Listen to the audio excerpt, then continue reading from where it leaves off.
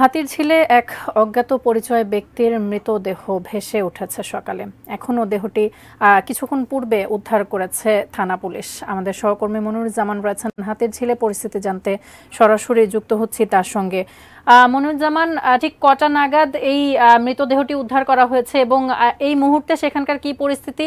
নাম পরিচয় তো বোধহয় এখনও শনাক্ত করা যায়নি, বিস্তারিত জানাবেন।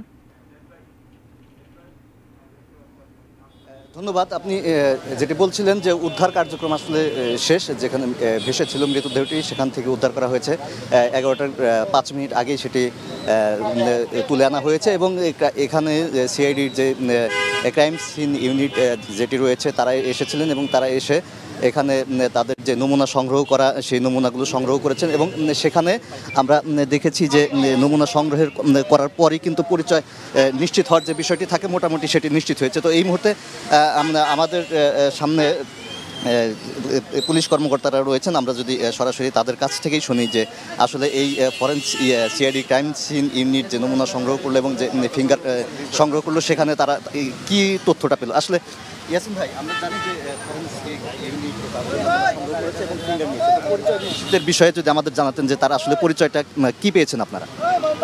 আমরা প্রাথমিকভাবে পেয়েছি তার নাম রবিন। আসলে এটা এখনও নিশ্চিত নয়, আমরা আরও যাচাই বাছাই করছি এবং এটা তার এই ডেড বডিতে তার কোনো আঘাতের চিহ্ন আমরা পাইনি। আসলে কি ঘটনা ঘটেছে, যেহেতু আপনারা জানবেন যে এই হাতিঝিল এলাকাটি সিসিটিভি ক্যামেরা দিয়ে আবদ্ধ এবং আমরা এই ক্যামেরা ফুটেজ পর্যালোচনা করে এবং বাকি আনুষঙ্গিক তথ্যপাত্র নিয়ে আমরা বলতে পারবো আসলে কী ঘটনাটি ঘটেছে। তো প্রাথমিকভাবে মানে এই মৃতদের গায়ে কোনো আঘাতের চিহ্ন এবং কোনো সাসপেন্স কিছু পাচ্ছি না, আমরা পরবর্তীতে আমরা জানতে পারবো।